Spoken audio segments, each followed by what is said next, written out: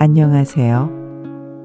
마음을 어루만지는 이야기, 포근한 편지함의 정혜입니다. 오늘은 이런 사연으로 시작해 볼까 합니다. 며느리가 아니라 아들이 달라졌어요. 그 한마디에는 짙은 외로움과 조용한 체념 그리고 묵은 사랑이 함께 묻어 있습니다. 며느리와의 갈등보다 더 아픈 건 사실 내 아들이 나에게 낯설어지는 순간이에요. 그 마음을 당신은 혹시 느껴본 적 있으신가요? 오늘은 한 어머니가 그 아픔을 어떻게 받아들이고 어떻게 놓아주며 다시 평온을 되찾았는지의 이야기입니다. 청취자 미정 씨, 올해 67살. 남편과 함께 조용한 아파트에서 살고 있고 두 아들은 모두 결혼해 각자의 가정을 꾸렸습니다. 큰아들은 직장 때문에 타지로 이사했고 작은 아들은 집에서 차로 20분 거리. 하지만 20분의 거리가 이렇게 멀 줄은 몰랐다고 합니다. 며느리 때문이 아니에요. 이젠 아들이 저를 다르게 대하거든요. 결혼 전까지만 해도 하루에도 2번씩 전화를 하던 아들이었어요. 엄마, 오늘 저녁 뭐 먹어요? 엄마, 감기 걸리지 마요. 그 다정했던 목소리가 그녀의 하루를 환하게 밝혀주는 등불이었습니다.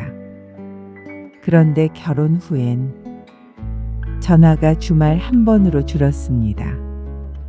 그마저도 짧고 서둘러 끝나는 통화. 엄마, 요즘 바빠요. 다음에 얘기해요. 미정 씨는 처음엔 이해했습니다. 결혼하면 다들 바쁘죠. 새로운 가정을 꾸리는 게 우선이니까요. 자식의 인생이 안정되길 바라는 게 부모 마음이니까요. 하지만 세월이 지나면서 그 이해가 점점 허전함으로 바뀌었습니다. 그녀의 생일날이었습니다. 그날 하루 종일 전화 한 통 오지 않았습니다. 평소라면 아침부터 축하 메시지를 보냈을 아들이었죠. 밤이 깊어지자 결국 전화를 걸었습니다.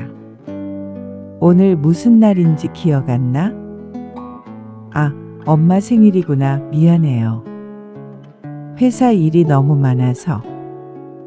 그녀는 웃으며 말했습니다. 괜찮아, 일하느라 바쁘지. 하지만 전화를 끊고 나서 눈물이 났습니다. 그녀의 눈물은 분노가 아니라 공허함이었습니다. 며느리를 원망하지 않았어요. 그냥 제 아들이 멀어진 게 서운했어요. 그녀는 그날 밤 거실 불을 끄지 못했습니다. 어둠 속에서도 휴대폰 화면을 계속 들여다봤어요. 혹시 아들이 이제서야 생각났어요 하고 메시지를 보낼까 싶어서요. 하지만 새벽이 오도록 휴대폰은 조용했습니다. 며칠 후 며느리의 SNS를 우연히 보게 됐습니다. 사진 속에는 아들과 며느리, 손주가 함께 웃고 있었습니다. 캡션엔 이렇게 적혀 있었죠. 우리 가족의 따뜻한 저녁. 그 문장을 보는 순간 가슴이 뭉클했습니다. 그 가족 안에 나는 없구나. 그녀는 핸드폰을 천천히 내려놓았습니다. 눈물이 떨어져 화면 위로 번졌습니다. 그 눈물은 원망이 아니라 서운함과 사랑이 뒤섞인 복잡한 감정이었습니다.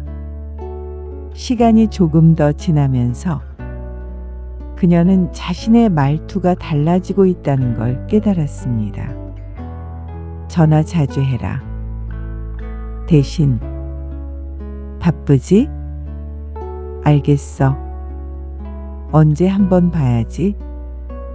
대신 시간 나면 들러. 아들이 편하길 바랐지만 그 말 끝에는 언제나 쓸쓸함이 따라왔습니다.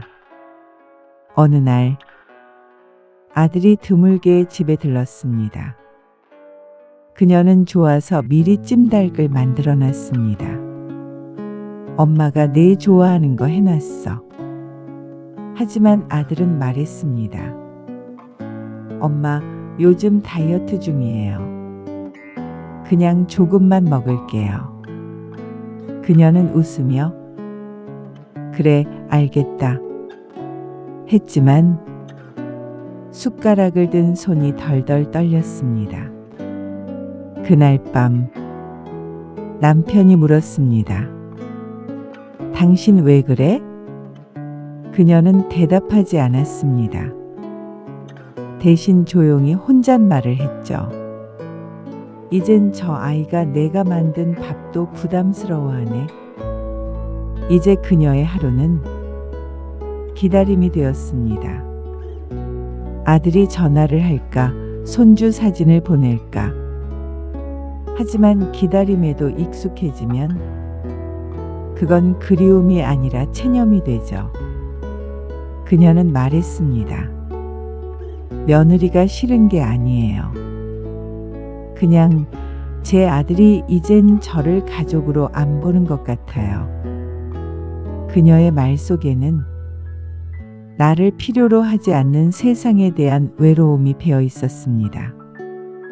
사실 이런 사연은 미정 씨만의 이야기가 아닙니다. 많은 어머니들이 같은 마음을 품고 계십니다. 며느리와의 갈등보다 더 아픈 건 아들과의 거리감이에요. 사람들은 이렇게 말하죠. 결혼하면 아들은 며느리 편이 돼야지. 그 당연하다는 말이 어머니의 마음에는 날카로운 상처가 됩니다. 그건 단순히 섭섭함이 아니라 존재의 역할이 사라진다는 불안이에요. 어느 순간부터 필요한 사람에서 부담스러운 사람이 되는 그 느낌. 그게 세상에서 가장 조용한 상처입니다. 하지만 저는 이렇게 말씀드리고 싶습니다. 그건 사랑이 끝난 게 아니라 모양이 바뀐 거예요. 아들이 달라졌다는 건 그가 어른이 되었다는 뜻입니다. 당신의 사랑이 그를 세상으로 보냈다는 증거이기도 합니다. 그러니 너무 외로워하지 마세요. 당신의 자리는 사라진 게 아닙니다. 그저 조금 더 깊은 곳으로 옮겨졌을 뿐이에요. 이쯤에서 한 가지 생각해 볼까요? 왜 우리는 자식이 멀어질 때 그렇게 가슴이 시린 걸까요? 그건 우리가 자식을 키우며 삶의 중심을 그들에게 맡겼기 때문이에요. 그 아이가 웃으면 행복했고 그 아이가 힘들면 마음이 무너졌죠. 그런데 이제 그 아이가 다른 가정을 꾸리고 다른 사람을 먼저 챙기게 되면 우린 갑자기 삶의 중심을 잃습니다. 그 공허함은 사랑의 무게 때문이에요. 사랑이 깊었던 만큼 그 빈자리가 크게 느껴지는 거죠. 하지만 이제는 기대 대신 존중을 배워야 할 때입니다. 아들이 아닌 한 남자, 내 아이가 아닌 한 가정의 주인으로서의 아들을 바라보세요. 그가 결정을 내릴 때마다 당신이 침묵으로 응원해 준다면 그건 잔소리보다 훨씬 깊은 사랑의 언어가 됩니다. 조용히 믿어주는 사랑. 그게 어머니의 마지막 배움입니다. 며칠 후 미정 씨는 아들 부부의 초대를 받았습니다. 엄마, 주말에 우리 집에 오세요. 애가 보고 싶어 해요. 그녀는 전화를 끊고 조용히 거울을 봤습니다.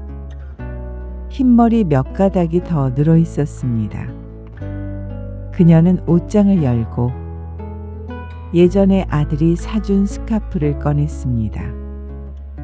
그리고 혼잣말을 했죠.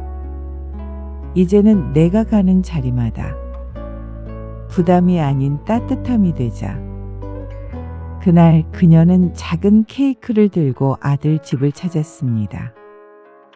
손주는 할머니 하고 달려왔고 며느리는 미소를 지었습니다. 식탁에 둘러앉은 순간 미정 씨는 조용히 행복했습니다. 더 이상 내가 빠진 가족 사진을 원망하지 않았어요. 그저 그 자리에 함께 앉아 있는 것만으로도 충분했습니다. 사람의 관계에는 시가 있습니다. 젊은 시절엔 불타오르는 사랑의 시가 있고 나이 들어선 조용히 흘러가는 인내의 시가 있습니다. 어머니와 아들의 관계도 마찬가지예요. 이제는 간섭의 시가 끝나고 존중의 시가 온 것입니다. 그 시를 받아들인 어머니의 얼굴은 묘하게 평온해집니다. 눈가의 주름은 늘었지만 그 속엔 단단함이 깃들죠. 저는 방송을 하며 이런 사연을 정말 많이 봅니다. 며느리한테 빼앗겼다 는 말보다 아들을 잃은 것 같다 는 말이 더 많이 들립니다. 하지만 저는 이렇게 말씀드리고 싶어요. 아들은 여전히 당신의 아들입니다. 그저 당신의 사랑을 담은 채 다른 누군가의 보호자가 된 것뿐이에요. 그를 믿으세요. 그 믿음이 아들을 더 좋은 사람으로 만듭니다. 며칠 전 미정 씨에게서 또 편지가 왔습니다. 정혜 씨, 이제는 아들이 전화를 안 해도 덜 서운해요. 그 대신 손주 사진 한 장으로 하루가 따뜻해집니다. 그녀는 이제 아들의 엄마에서 한 가족의 뿌리로 자리 잡았습니다. 아들을 붙잡지 않고 멀리서 바라보며 조용히 기도합니다. 우리 아들 잘 살아라. 내가 웃으면 나도 그걸로 충분하다.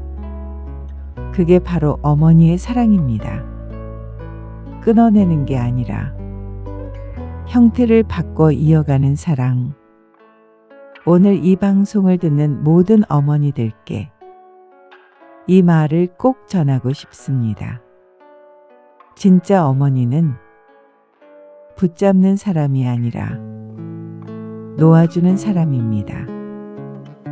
놓아준다는 건 포기가 아니라 더 깊은 사랑의 증거입니다. 아들이 달라졌다고 느껴질 때 그건 당신이 잘 키웠다는 뜻이에요. 그가 세상 속으로 나아갈 만큼 당신의 사랑이 컸다는 의미니까요. 오늘도 당신의 마음이 평안하길 바랍니다. 누구의 어머니이기 전에 한 사람으로서의 당신이 따뜻하길 바랍니다. 포근한 편지함. 저는 정혜였습니다.